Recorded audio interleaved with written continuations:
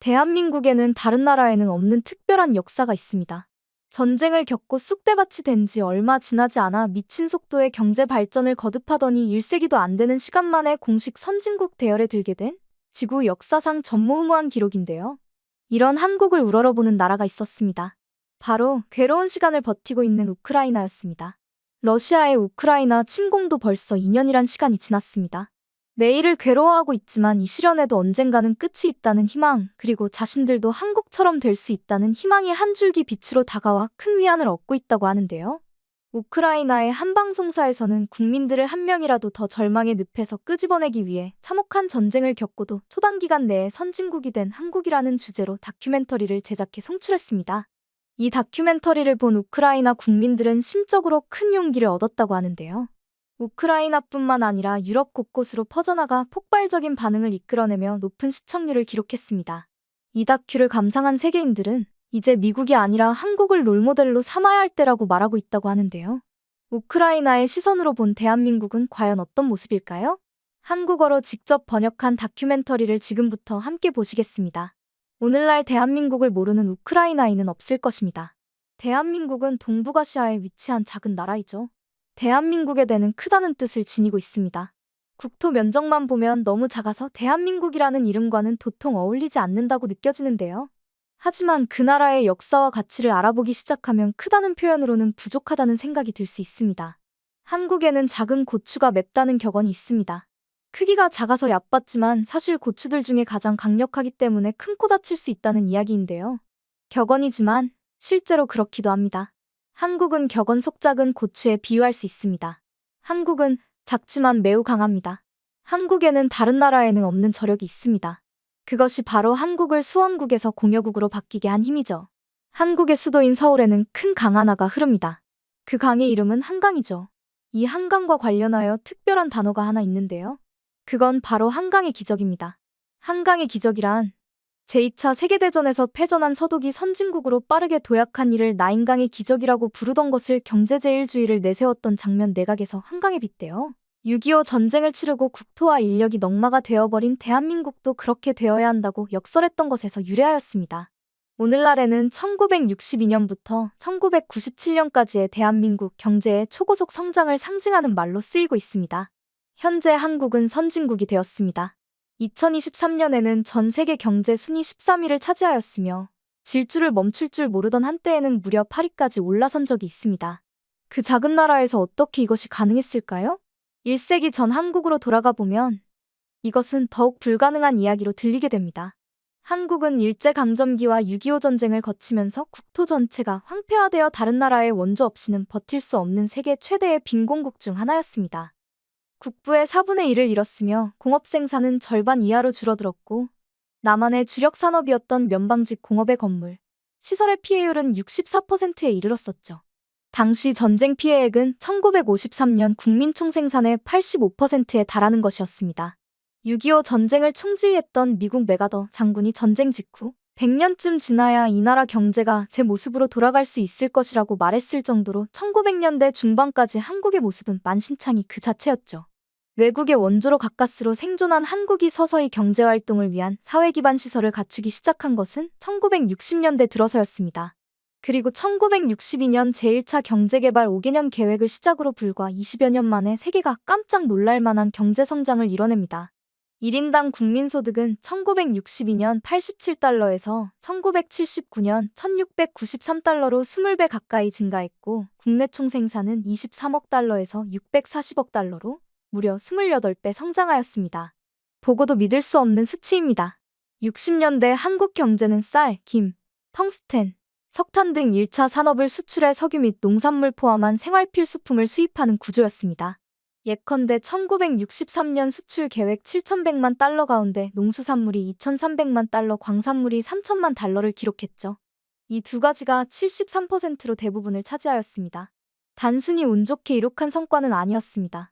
1950년대 이승만 정부의 적극적인 재정 투자로 뿌리를 내린 다음 안간힘을 다하여 수출 시장을 개척해온 공업들이었습니다.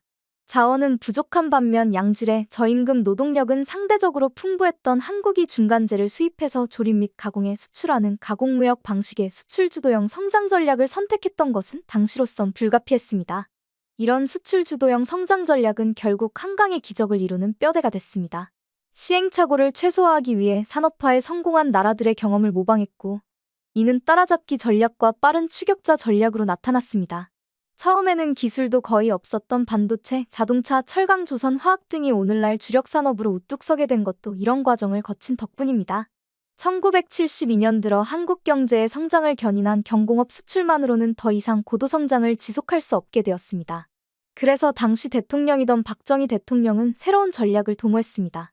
1973년 철강, 비철금속, 기계, 조선, 전자, 화학을 6대 전략 업종에 선정하여 이들 분야에 10년간 90억 달러를 투자함으로써 1981년까지 전체 공업 비중에서 중공업 비중을 51%로 늘리고 1인당 국민소득 1000달러, 수출 100억 달러 달성한다는 중화학공업 육성 계획을 발표했죠. 주철, 강철, 기계, 조선업, 화학은 산업혁명 이래 선진 열강이 독점해온 산업들로서 막대한 자본 투입과 수많은 기술인력 양성이 필요한 것들이었습니다. 선진국의 말석으로 여겨졌던 스페인도 진출하지 못했었고, 마오쩌둥이 무한정 자원과 노동력을 동원하다 파국을 초래한 결과가 있었습니다. 그래서 이것은 지나치게 모험적인 투자로서 자칫하면 한국 경제는 대대손손 빚더미에 오를 수 있는 그야말로 위험천만한 전략이었습니다. 그러나 박정희는 기어코 추진했고 유신체제라는 보호막으로 돌진하여 7년을 버텼습니다. 1974년 원유 도입값이 3배 이상 폭등한 오일 쇼크가 발생해 물가 상승률이 8배 이상 치솟고 막대한 무역 적자가 발생해 부도 위기에 처하기도 했으나 대출을 통해 이를 막은 뒤 노동집약 건설업을 통해 중동 지역의 많은 노동 인력을 건설 투자에 투입함으로써 다량의 오일 달러를 벌어와 성장을 계속할 수 있었습니다.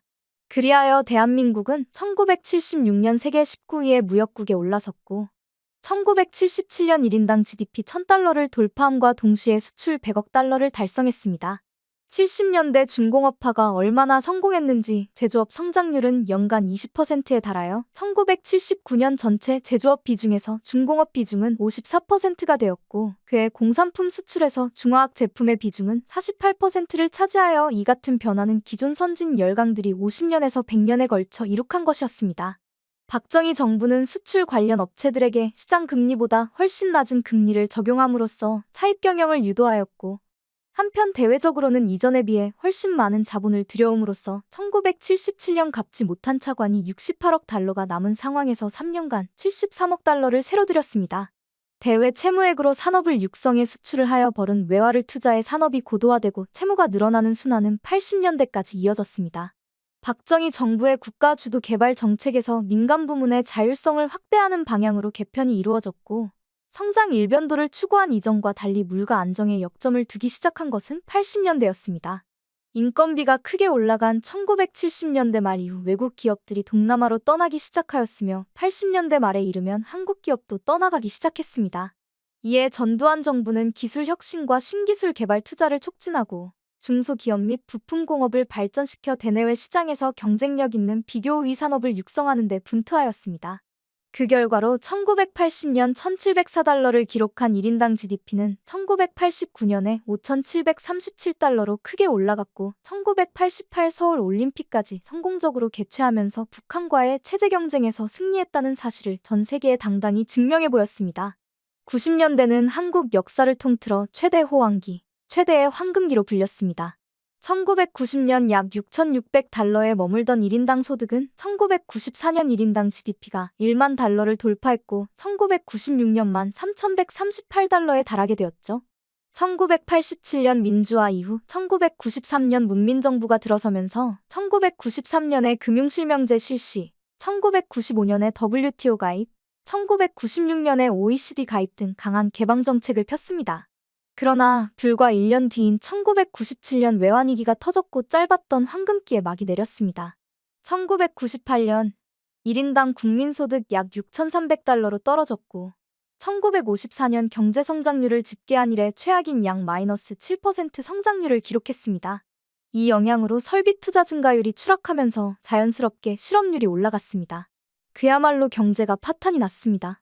다만 이 시기에 고갈된 외환 보유액은 IMF의 요구를 수용하는 조건으로 구제금융을 받을 수 있게 되었습니다. 이때 국민들이 다 같이 살자고 금 모으기 운동을 실시하면서 IMF에서 차관으로 받은 210억 달러의 10% 정도에 해당하는 외화를 충당할 수 있었습니다. 또한 800원대를 유지하였던 환율이 1200원대로 치솟아 단가 높은 중화학공업 제품을 생산하는 공장들의 수출액이 증가하여 외환 보유액이 불어나고 바닥을 쳤던 설비 투자 증가율이 회복되어 원래의 자리를 찾아가면서 1999년 11.5% 성장을 이룩해 1년 만에 1만 달러를 회복했습니다. 이후 한국은 계속해서 성장을 이어갔습니다. 2002년에 이미 실질적 선진국 위치까지 올라갔지만 공식적으로 선진국으로 분류되지는 않았었죠. 2014년부터는 대외 채권이 대외 채무보다 많은 순대외 자산국이 됐고 그 이후로 계속 순자산이 늘어나고 있습니다. 이것은 오늘날에도 마찬가지죠. 2000년대 초반부터 두각을 드러내던 콘텐츠 산업도 2010년대부터는 날개를 단 듯 미친 듯이 발전하더니 2023년 현재에는 전 세계의 주류 문화로 우뚝 섰습니다.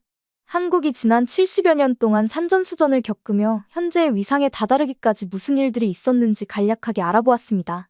이 모든 것을 전부 담아내려면 며칠 밤을 꼬박 새도 모자랄 것입니다. 그만큼 한국인들의 피와 땀이 잔뜩 서려 있는 역사입니다. 70년 동안 한국이 정확히 무엇을 어떻게 해서 전쟁 후유증을 딛고 선진국에 오를 수 있었는지 낱낱이 파헤치는 것은 이제 우리 정부의 할 일이 될 것입니다. 전쟁은 언젠가 끝이 납니다. 그때 꼭 한국의 발자취를 따라가며 무너진 경제를 일으켜 세울 수 있기를 바랍니다.